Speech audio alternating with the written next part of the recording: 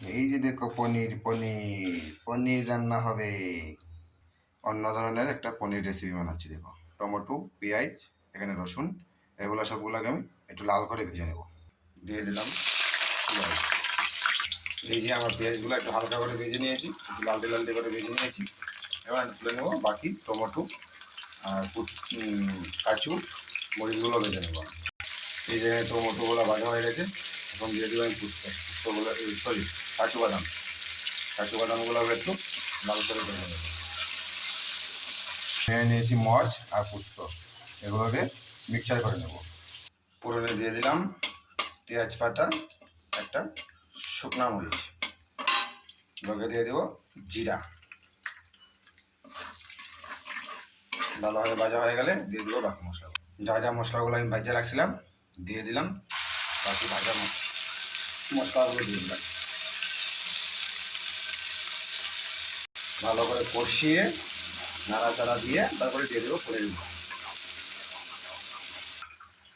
দিয়ে দিব পরিমাণ মতো লবণ। এই যে দেখো আমার মশলাটা মোটামুটি কষানো হয়ে গেছে, মশলা কষানো হয়ে গেছে। এখন দিয়ে দিলাম পনিরগুলো। সেই ধরনের একটা গন্ধ বাড়িয়েছে। পনিরটাকে ভালো করে নেড়ে চেড়ে একটু কষিয়ে তারপরে দিয়ে দিব পরিমাণ মতো জল।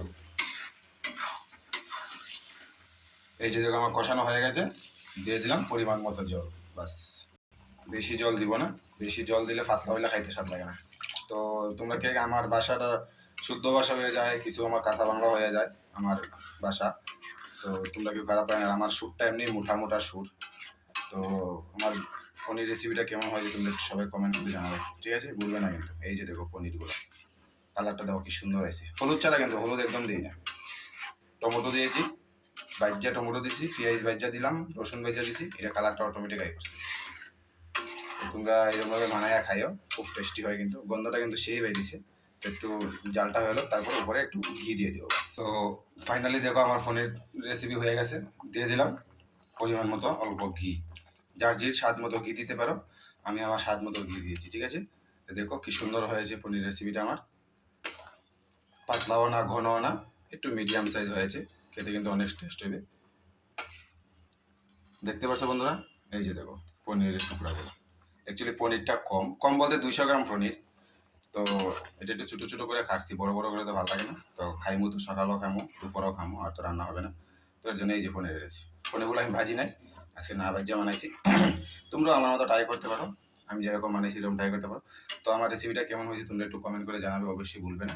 ভালো লাগলে শেয়ার, লাইক, কমেন্ট, শেয়ার করে দিও। ওকে, বাই বাই, টাটা সবাইকে।